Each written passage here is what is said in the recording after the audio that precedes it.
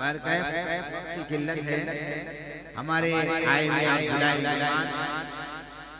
فاضل جامع معقولات المنقولات حضرت علامہ مولانا نور قمر صاحب اللہ مدد العالی، ماشاءاللہ آپ کے بیان میں تحقیق بھی ہے اور تدقیق بھی ہے، مگر شرط یہ ہے آپ کو شانت ہو کر یکسو ہو کر آپ کو سننا پڑے گا.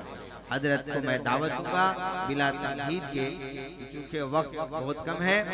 حضرت کو دعوت دوں گا کہ حضرت آئیں اور اپنے اسٹیج پہ اپنا جو ہے بیان. السلام علیکم ورحمۃ اللہ وبرکاتہ. نحمده ونصلي على رسوله الكريم الامين وعلى اله وصحبه اجمعين. اما بعد فاعوذ بالله من الشيطان الرجيم. بسم الله الرحمن الرحيم. اعدوا لهم ما استطعتم من قوة. صدق الله العلي العظيم وصدق رسوله النبي الكريم الامين ونحن على ذلك لمن الشاهدين والشاكرين والحمد لله رب العالمين. ایک بار انتہائی عقیدت و محبت اور ادب و احترام کے ساتھ میرے پیارے آقا سیدنا و مولانا محمد رسول اللہ صلی اللہ علیہ وسلم کی مبارک خدمت میں درود شریف پڑھیں اور بآواز بلند پڑھیں. اللہم صلی علی سیدنا و حبیبنا و شفینا و مولانا محمد بارک وسلم. صلاۃ و سلام علیک یا رسول اللہ صلی اللہ علیہ وسلم.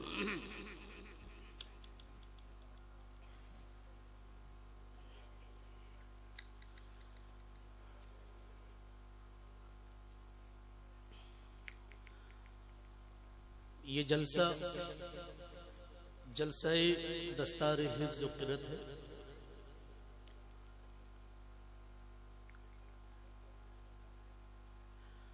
وہ باغ، وہ چمن جس کو آپ نے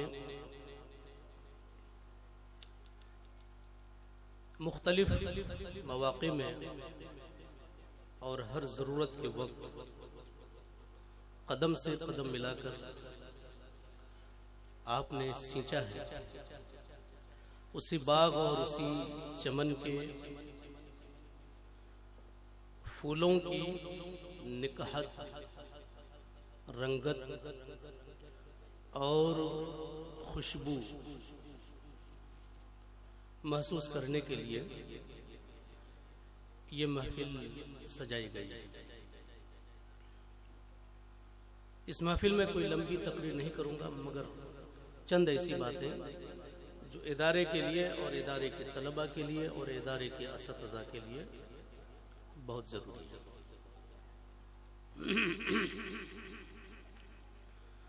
مدرسہ کیا ہے؟ ہندوستان کی تاریخ میں مدرسہ ہی وہ جگہ ہے جہاں ایک آدمی کو انسان بنایا جاتا ہے، جہاں ہمت، جرأت، بہادری کی صفتیں بچوں کے اندر پیدا کی جاتی ہیں، جہاں بچوں کے دل دماغ میں امن، سلامتی، شانتی کا سبق راسخ کیا جاتا ہے. بے شک سبحان اللہ.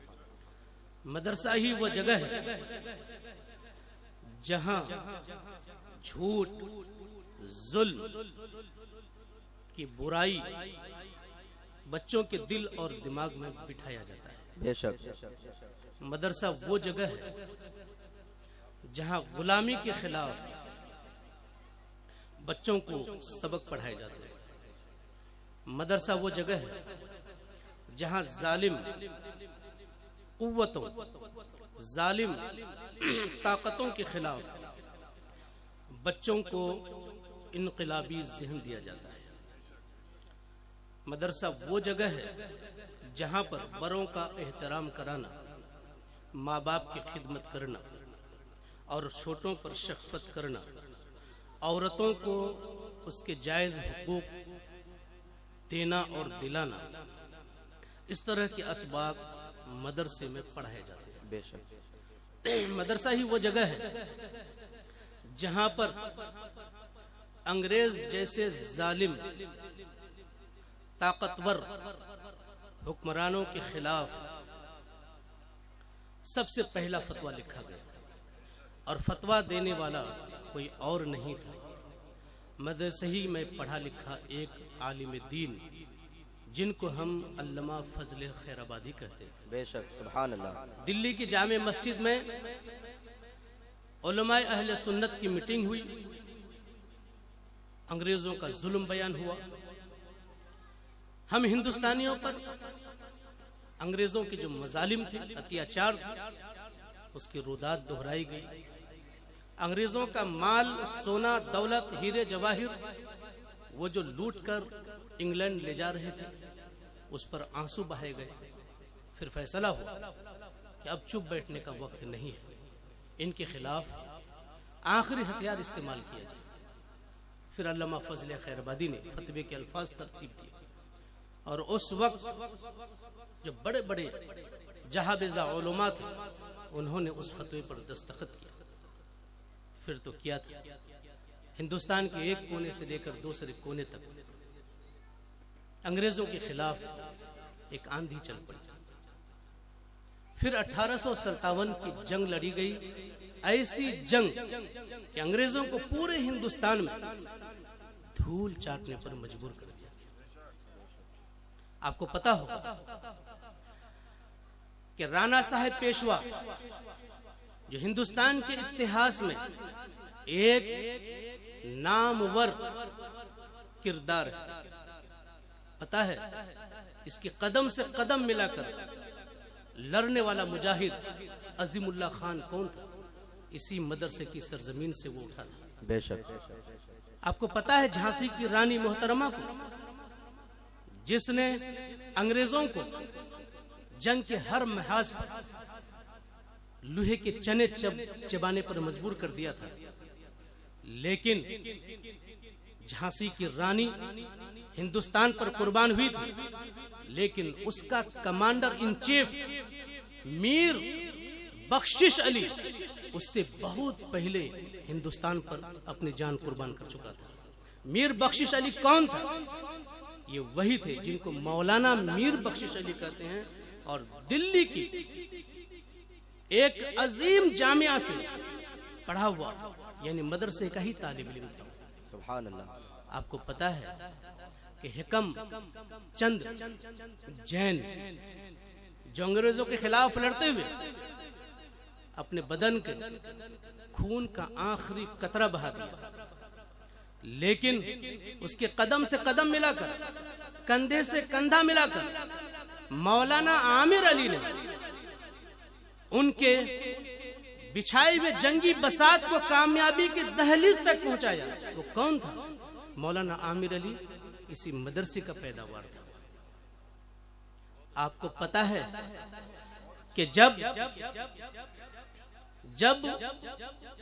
ہندوستان میں ہمارے پورے ہندوستان کے باپو مسٹر گاندھی جی، آپ نوٹوں میں ان کی تصویر دیکھتے ہیں تو پھر ان کے کارنامے آپ کے دل دماغ میں آ جاتے ہیں۔ جب انگریزوں نے ہمارے گاندھی جی کے خاص خادم مسٹر مٹک انصاری کو یہ پیشکش کی کہ اگر تم نے گاندھی جی کے کھانے میں زہر ملا دیا تو تم پر جتنے مقدمے لگائے گئے ہیں وہ سارے مقدمے ہٹا لیے جائیں گے، اور خاص طور پر تم کو ہندوستان کی سب سے قیمتی زمین یعنی کہ مہاراشٹر میں ایک عظیم محل تم کو دیا جائے گا۔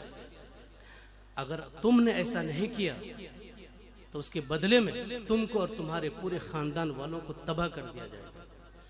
مٹک انصاری نے انکار کر دیا کہ میں خود کو اور اپنے پورے خاندان والوں کو گاندھی جی پر قربان کرتا ہوں۔ یہ مٹک انصاری کون تھا؟ مولانا مٹک انصاری تھا، جو اسی مدرسے کی پیداوار تھے۔ سبحان اللہ اسی سبحان اللہ مدرسے کے پیداوار تھے. جب بریلی شریف میں آپ کو پتا ہے ایک ایسا استفتاء آیا جس استفتاء میں پوچھا گیا تھا کہ ایک پادری جو انگریزوں کا باوا ہے، انگریزوں کا پیشوا ہے، انگریزوں کا گرو ہے، انگریزوں کا پنڈت ہے، مہا پنڈت ہے انگریزوں کا، سارے انگریز ان کو بہت مانتے ہیں، ان کی بات ہوتی ہے، ان کی بات پتھر کی لکیر ہوتی ہے، ان کی بات انگریزوں کے لیے قانون ہوا کرتی ہے. انہوں نے اسلام پر اعتراض کیا ہے کہ تمہارے قرآن میں آیا ہے، کیا آیا ہے؟ قرآن میں آیا ہے کہ ماں کے پیٹ میں جو بچہ ہوتا ہے وہ فیملین ہے یا مسکالین، یہ اللہ کے علاوہ کوئی نہیں جانتا. لیکن ہم انگریزوں نے ایک ایسا آلہ ایجاد کیا ہے جو آج بتا سکتا ہے کہ ماں کے پیٹ کے اندر جو بچہ ہے وہ فیملین ہے یا مسکالین ہے. تو تمہارا قرآن تو جھوٹا ہو گیا. یہ استفتاء اعلی حضرت کی بارگاہ میں پیش کیا گیا. اعلی حضرت نے اس انگریز پادری کے خلاف ایک فتویٰ لکھا اور وہ فتویٰ ایک کتابی شکل اختیار کر لیا. السمسام علی ما فی علوم الارحام نامی رسالہ ہے، اور پھر اس رسالے میں تو اعلی حضرت نے انگریزوں کو 7 خاندان یاد دلا دیا. یہ اعلی حضرت کون ہے جو انگریزوں کے خلاف لکھتا ہے، بولتا ہے؟ یہ مدرسے کے پیداوار ہے. اعلی حضرت جی کے صاحبزادے مفتی اعظم ہند بل مفتی اعظم فی العالم مصطفیٰ رضا خان، ان کی بارگاہ میں ایک فتویٰ آیا. پوچھا گیا کہ اگر کوئی کسی انگریز کو اپنے برتن میں کھانا کھلائے تو کیا یہ گناہ کا کام ہے یا نہیں؟ تو اعلی حضرت کے بیٹے مصطفیٰ رضا خان مفتی اعظم ہند نے فتویٰ مصطفیہ میں یہ جواب ہے، آج بھی اٹھا کے دیکھ سکتے ہیں، جواب لکھا کہ اگر اس نے انگریزوں کی تعظیم میں یہ ایسا کیا ہے کہ انگریز کوئی محترم قوم ہے تب تو وہ کافر ہو چکا ہے. اگر محترم نہ سمجھا پھر بھی گناہ سے بچے گا نہیں، توبہ نہیں کیا تو یوم آخرت میں اللہ کے عذاب میں گرفتار ہوگا. یہ مصطفیٰ رضا خان کون ہے؟ یہ مفتی اعظم ہند کون ہے؟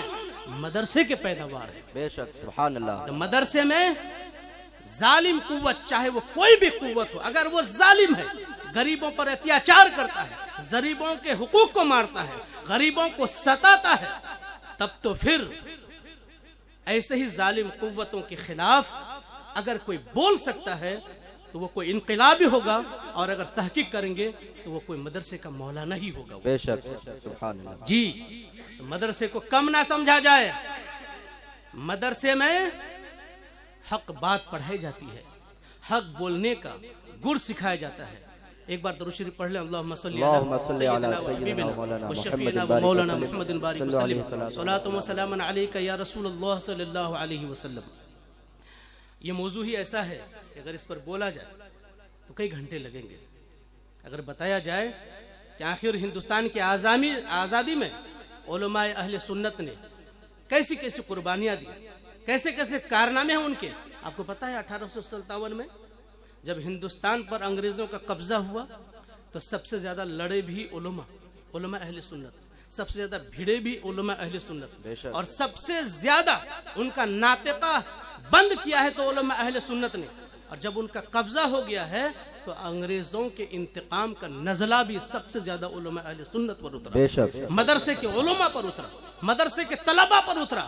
کہا جاتا ہے کہ دلی کی چاندنی گیٹ سے لے کر کے پشاور گیٹ تک جب ان لاشوں کو شمار کیا گیا، علماء کے لاشوں کو جو درختوں پر لٹکائے گئے تھے، تو 22,000 لاشیں شمار کی گئی. اور پھر دلی کے مختلف چوراہوں پر علماء اہل سنت کی جن لاشوں کو لٹکایا گیا تھا ان لاشوں کو اتار کر شمار کیا گیا تو 14,000 لاشیں شمار کی گئی. یہ تو وہ تھے جو گنتی اور شمار میں آئے. یہ کون تھے قربانی دینے والے؟ آخر ان کے اندر یہ ہمت کہاں سے آئی؟ یہ مدرسے کے طلبہ ہی تھے، مدرسے کے علماء تھے. اس لیے مدرسہ آج ہندوستان میں ہماری حکومت، ہمارا بھارت اور ہمارا ہندوستان جو تعلیمی ابھیان چلا رہا ہے کہ گھر گھر تک پانی پہنچے، گھر گھر تک بجلی اور روشنی پہنچے، اور گھر گھر تک علم اور علم کی روشنی پہنچے.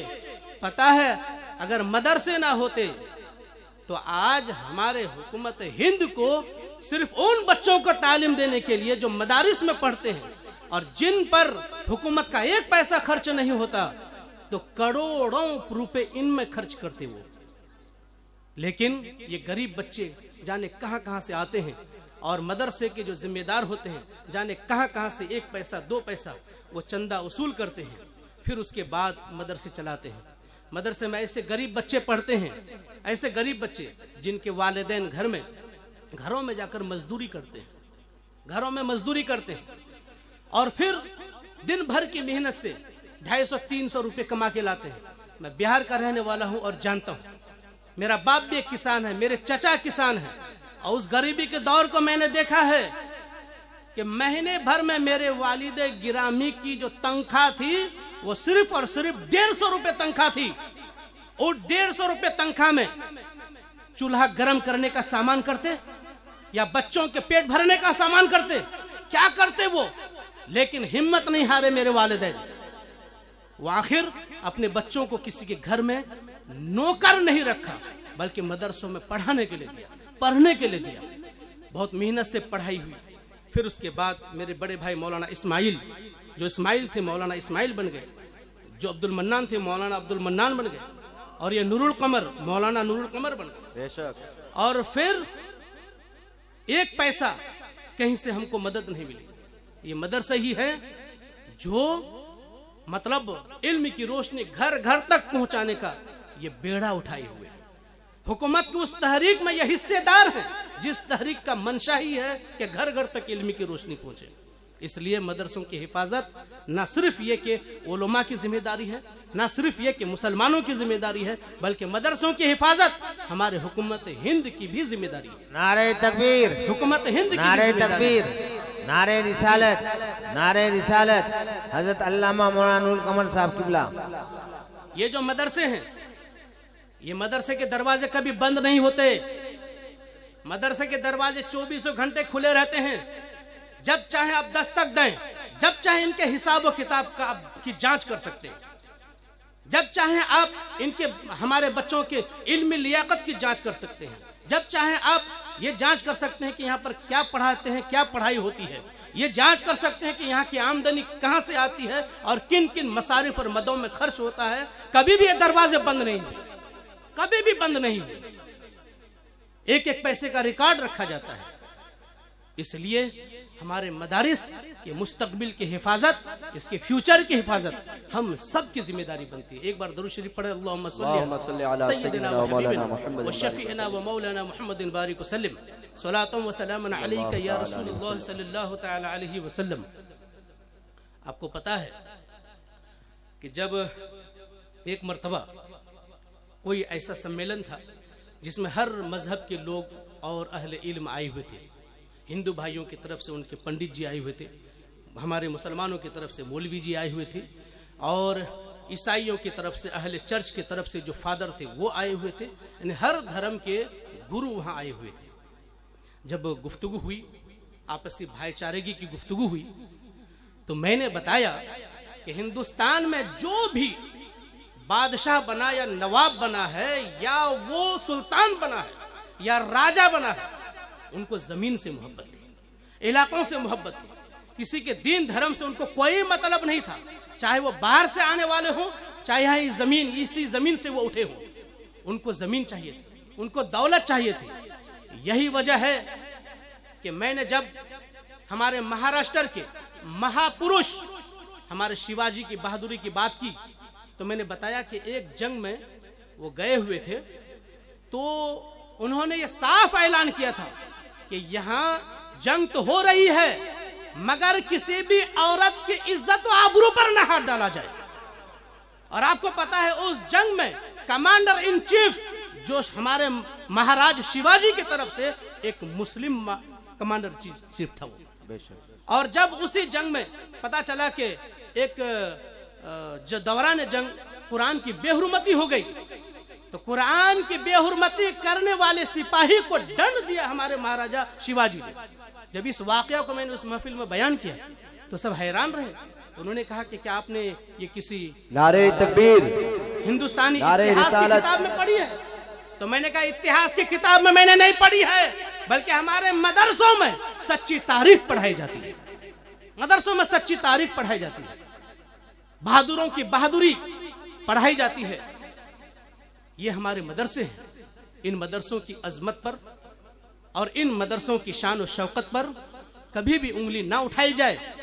یہ مدارس ہمارے ہندوستان کے لیے شان ہے، یہ مدارس ہمارے ہندوستان کے لیے آن و بان ہے، یہ ہمارے مدارس اتحاد اور بھائی چارگی کے لیے ایک علامت ہے۔ یہ مدارس ہمیشہ جو سبق دیا ہے اپنے بچوں کو اور اپنے ارد گرد رہنے والوں کو، بھائی چارگی کا سبق دیا ہے، اتحاد کا سبق دیا ہے، امن کا سبق دیا ہے، شانتی کا سبق دیا ہے۔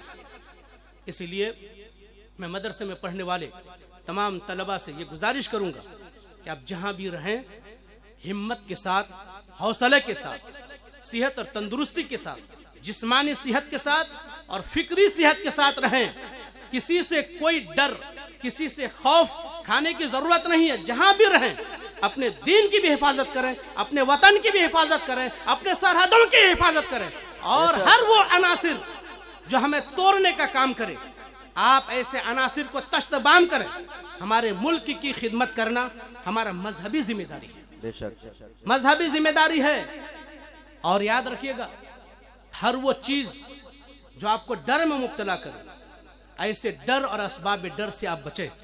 ابھی موجودہ حالات میں اسباب ڈر میں سے سب سے بڑا سبب ہے، اے میرے طلبہ، میں آپ کی بارگاہ میں ادب سے گزارش کروں گا کہ آپ اپنی زندگیوں کو موبائل سے دور رکھیں، موبائل سے دور رکھیے اپنی زندگیوں کو، اس لیے کہ یہ موبائل وہ ہے کہ ہر لمحہ، ہر پل، ہر سچی جھوٹی خبریں آپ تک پہنچا کر آپ کے دلوں میں خوف و ہراس پیدا کر رہا ہے، اور خوف و ہراس کے ماحول میں جوان ہونے والا جوان کبھی جواں مرد نہیں رہ سکتا۔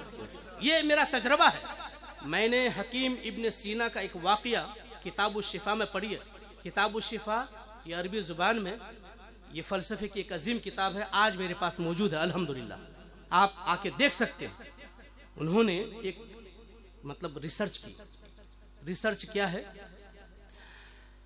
کہ ڈر کا آخر اثر کیا ہوتا ہے، تو دکھایا انہوں نے کہ 3 پنجڑے بنائے انہوں نے۔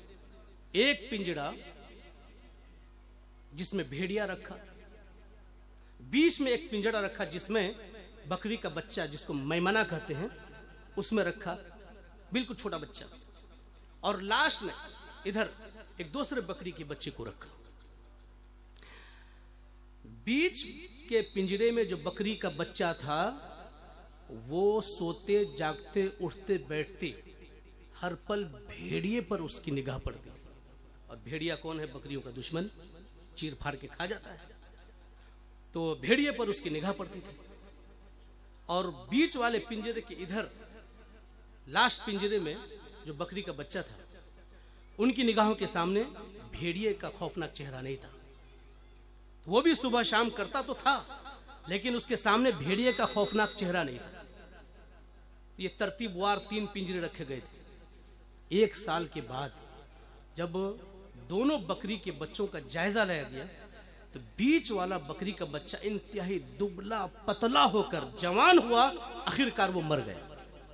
اور لاسٹ میں جو پنجرا تھا جس میں بکری کا بچہ رکھا گیا تھا اور جس کی نگاہوں کے سامنے بھیڑیے کا چہرہ نہیں تھا، وہ صبح و شام کرتے ہوئے وہی بچہ جوان ہوا تو تندرست تھا، اس کا وزن بھی بڑھ گیا تھا، ہائٹ بھی بڑھ گئی تھی۔ اس ریسرچ کے بعد حکیم ابن سینا نے یہ جملہ لکھا ہے جس کا ترجمہ یہ ہے کہ جو بچہ خوف و ہراس کے سائے میں جوانی کی طرف بڑھتا ہے وہ نامردی کی طرف بڑھتا ہے، لہذا بچوں کو خوف کے ماحول میں نہ رکھا جائے، نہ کوئی ایسا واقعہ ان کو سنایا جائے جو ان کو خوف میں مبتلا کرے، نہ کوئی ایسی خبر ان کو سنائی جائے جو ان کو خوف میں مبتلا کرے، نہ اساتذہ کرام کو جو معلم اور ٹیچر ہیں نہ ایسا ماحول بنائے، نہ ایسا چہرہ بنائے، نہ ہاتھ میں ایسی چھڑی رکھے جو ان کو خوف کے سائے میں مبتلا رکھے۔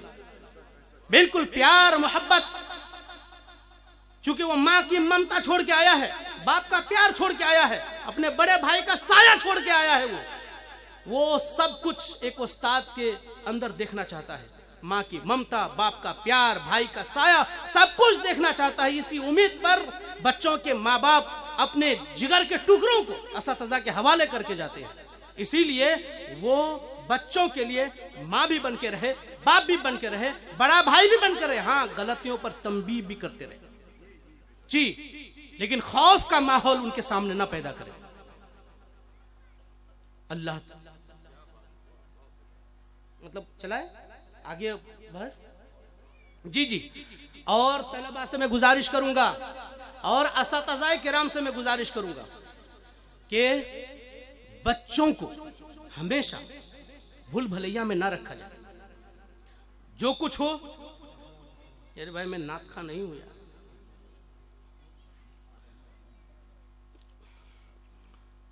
اصل کیا ہے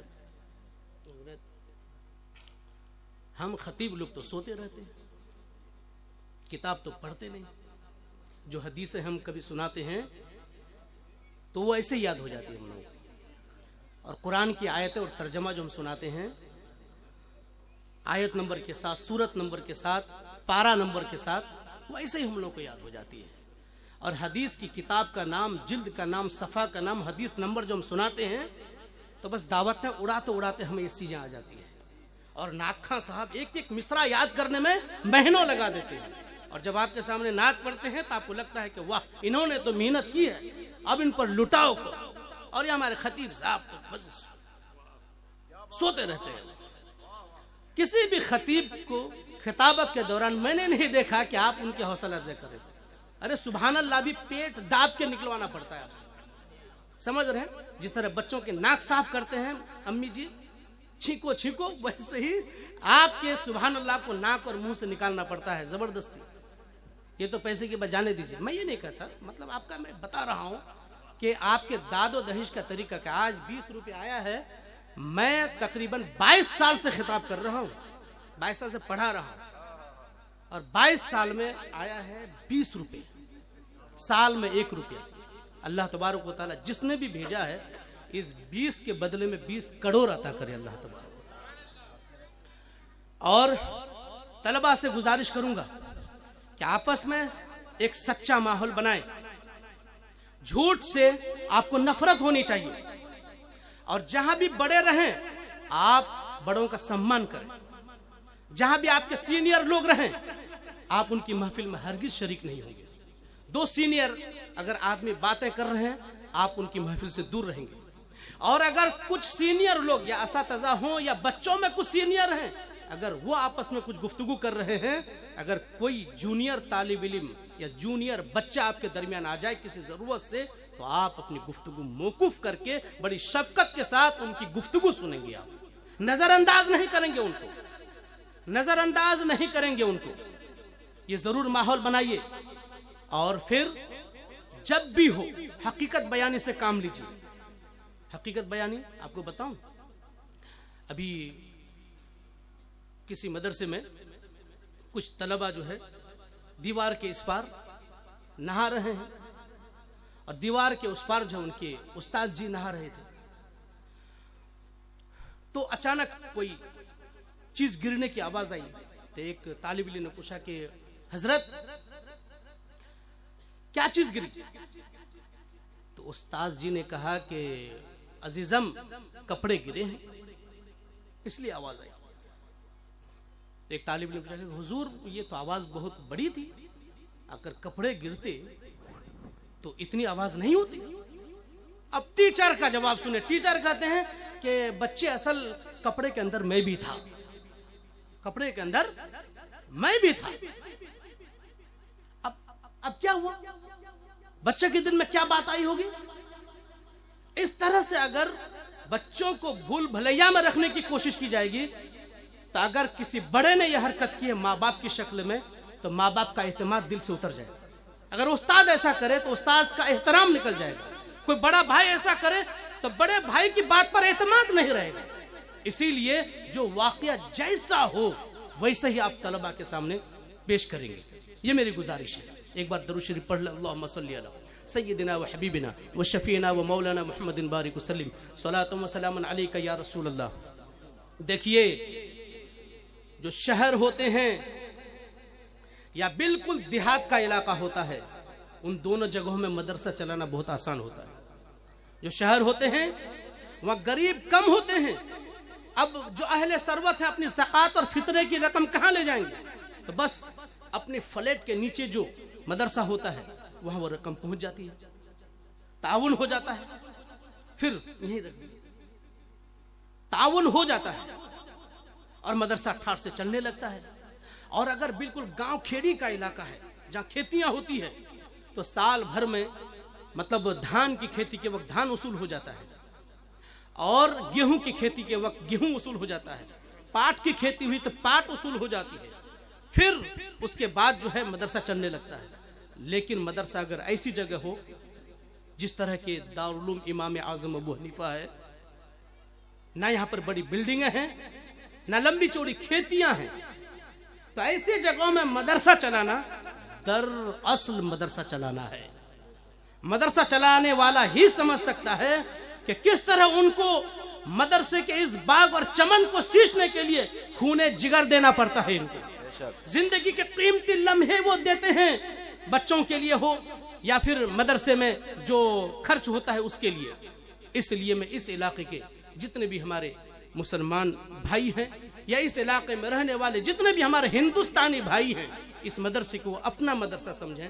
اس مدرسے کو یہ صرف یہ نہ سمجھیں کہ یہاں پر صرف قرآن و حدیث کی تعلیم ہوتی ہے، بلکہ سب سے پہلی چیز جو یہاں پر سکھائی جاتی ہے وہ حب الوطنی سکھائی جاتی ہے۔ رسول اللہ کی وہ حدیث پڑھائی جاتی ہے جس میں میرے پیارے نبی نے فرمایا ہے کہ جب تم میں سے کوئی گوشت بنائے تو اس میں تھوڑا شوربہ بڑھا دو تاکہ تم پڑوسی کو اس کا حق دے سکو۔